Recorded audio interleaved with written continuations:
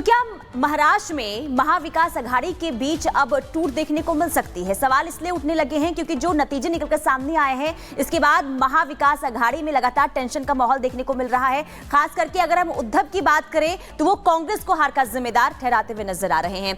ऐसे में सवाल ये कि आखिर कोई कांग्रेस से गठबंधन क्यों करेगा, क्योंकि हर राज्य में कांग्रेस तो फ्लॉप साबित हो रही है। कांग्रेस कहां कहां है जरा समझ लीजिए। देखिए, झारखंड की बात करें तो झारखंड में क्षेत्रीय दल के नीचे कांग्रेस इस वक्त है। उत्तर प्रदेश उपचुनाव में जो हुए उसमें भी कांग्रेस जो है सीट मांग रही थी सपा से, लेकिन सपा ने सीट नहीं दी। जम्मू में 39 सीट पर लड़ी लेकिन 6 ही सीट जीत पाई। बंगाल में अस्तित्व की लड़ाई लड़ रही है अभी कांग्रेस। इसके अलावा कांग्रेस के मुद्दे को जनता बार बार नकारती हुई नजर आ रही है और ऐसे में सवाल ये कि आखिर क्यों कोई कांग्रेस से गठबंधन करना चाहेगा।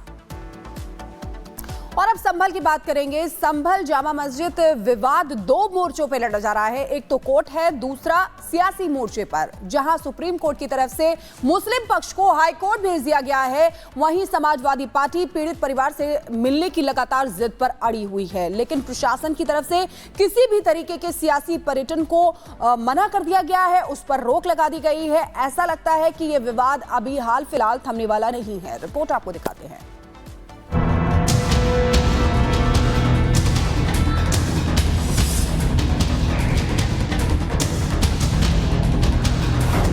सुप्रीम कोर्ट में सुनवाई,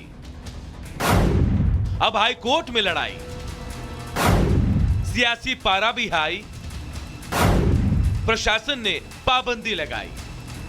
संभल में हिंसा के दिन के बाद से ही हर रोज नए नए विवाद पैदा हो रहे हैं। विवाद जिला कोर्ट से शुरू होकर हिंसा के बाद सुप्रीम कोर्ट की दहलीज तक पहुंच गया और सुप्रीम कोर्ट ने दोनों ही पक्षों को अपना आदेश बारी बारी सुना दिया। जब तक इलाहाबाद हाई कोर्ट कोई आदेश जारी ना करे तब तक निचली अदालत सुनवाई ना करे। साथ ही सुप्रीम कोर्ट ने मुस्लिम पक्ष को हाई कोर्ट जाने को कहा। मामले की अगली सुनवाई अब 8 जनवरी से पहले होगी। तब तक शाही मस्जिद कमेटी सुप्रीम कोर्ट में याचिका दाखिल ना करे। अब इससे पहले कि सुप्रीम कोर्ट के फैसले के बाद मुस्लिम पक्ष इलाहाबाद हाई कोर्ट पहुंचता, हिंदू पक्ष ने हाई कोर्ट में अपनी ओर से कैविएट जारी कर दिया। मामले में हिंदू पक्ष ने इलाहाबाद हाई कोर्ट में जो कैविएट दाखिल किया है, कैविएट 2 याचिकाकर्ताओं की तरफ से दाखिल किया गया है। कैविएट में हाई कोर्ट से अपील की गई है कि अगर संभल की शाही जामा मस्जिद के सर्वे आदेश से जुड़े किसी मामले में कोई याचिका दाखिल होती है तो कोई भी आदेश जारी करने से पहले उन्हें भी सुना जाए, सुनवाई में उन्हें भी पक्षकार माना जाए।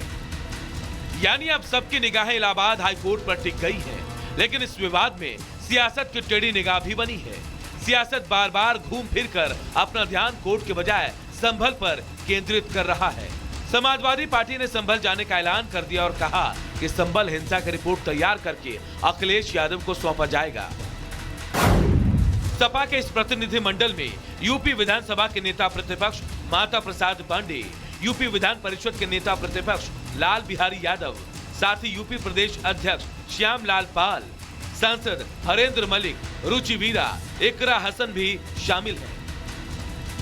जा रहा है तो जो उपद्रवी हैं, दंगई हैं, झगड़े करने वाले हैं, पत्थरबाज हैं, उन्हीं लोगों की पार्टी के लोग हैं, उन्हीं के समर्थक हैं और उन्हीं का समर्थन आदरणीय अखिलेश यादव जी कर रहे हैं। तो जाए तो कम से कम सही आकर रिपोर्टिंग करें, दंगा किन्होंने किया है। संभल में जो 5 लोगों की मौत हुई है उनके परिवार के लोगों से हम लोग मिलेंगे। इसके अलावा जो बहुत से लोग घायल हैं, अस्पताल में हैं, पुलिस कस्टडी में हैं, उनसे मिलेंगे और वहाँ पर शांति और अमन कायम करने का प्रयास करेंगे। भारतीय जनता पार्टी ये चाहती है कि हर शहर संभल बन जाए। लेकिन इससे पहले कि सपा का प्रतिनिधिमंडल संभल के लिए निकलता, प्रशासन ने फरमान जारी कर दिया और 10 दिन के लिए संभल में किसी भी राजनीतिक दल के जाने पर रोक लगा दी। जो भी यहाँ आना चाहता है उन सभी लोगों से हम रिक्वेस्ट कर रहे हैं। वैसे तो जिलाधिकारी के द्वारा प्रतिबंध लगाया जा चुका है कि अभी कोई यहाँ नहीं आ सकता। लोगों में विश्वास बहाली हुई है, जनजीवन सामान्य हुआ है। अभी इस तरीके की चीजें अगर कोई आता है तो यहाँ उत्तेजना का कारण बन सकता है। जिम्मेदार लोग हैं, जिम्मेदार जगहों पर हैं, वो हमारी बात समझेंगे। वो भी नहीं चाहेंगे कि संभल में फिर से किसी तरह की अशांति हो। हम किसी को रोकना नहीं चाहते, बस इस जो माहौल है उसको बेहतर करना चाहते हैं। माननीय सर्वोच्च न्यायालय के निर्णय का हम सम्मान करते हैं, स्वागत करते हैं और न्यायिक जांच के भी आदेश दिए गए हैं। उच्च स्तरीय जांच भी चल रही है और लाइन ऑर्डर को हम मेंटेन करेंगे। किसी भी स्थिति में शांति व्यवस्था से किसी को खिलवाड़ करने की अनुमति नहीं है। अब संभल का विवाद हाईकोर्ट में पहुंचने के बाद देखना है कि कौन कौन से नए सबूत सामने आते हैं। साथ इस मुद्दे पर सियासी पारा अभी और कितना ऊपर जाएगा, ये देखना भी दिलचस्प होगा।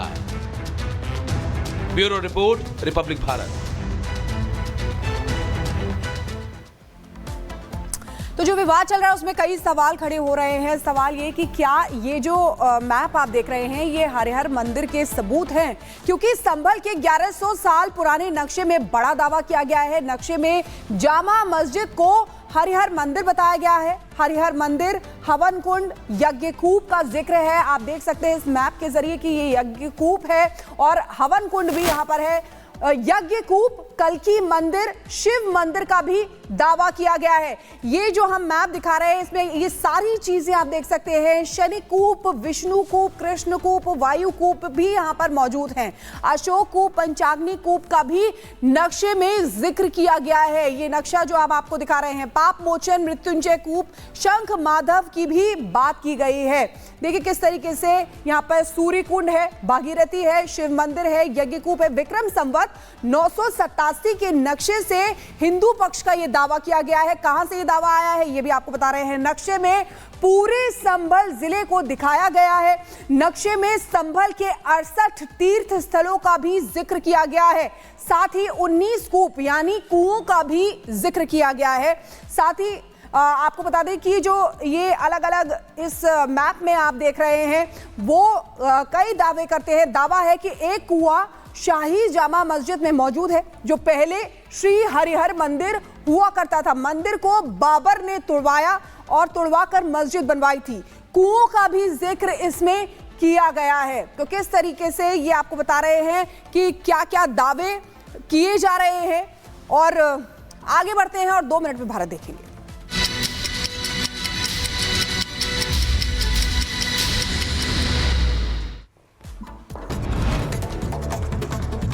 समाजवादी पार्टी का डेलीगेशन आज संभल जाएगा। प्रतिनिधिमंडल संभल हिंसा की रिपोर्ट तैयार करेगा।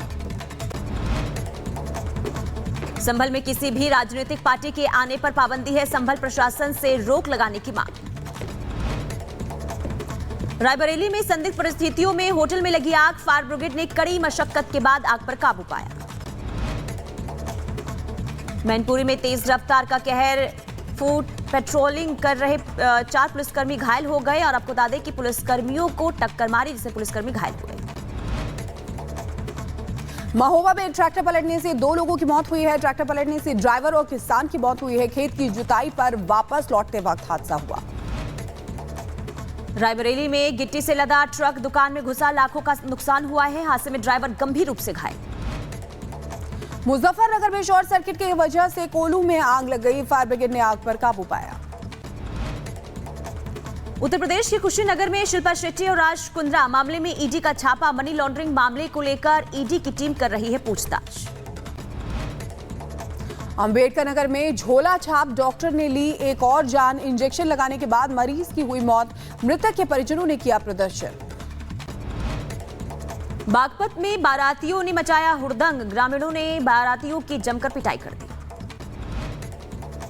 जौनपुर में चोरों ने सोने घर को बनाया निशाना। करीब 52 लाख के गहने और 1 लाख नगद हुई चोरी। मथुरा में पैसे के लेन देन को लेकर युवक को मारी गोली। घायल युवक को पुलिस ने अस्पताल में भर्ती करवाया, इलाज जारी है। अंबेडकर नगर में बाइक सवार लुटेरों ने महिला से छीना पर्स। पर्स छीनने के दौरान महिला को आई गंभीर चोट।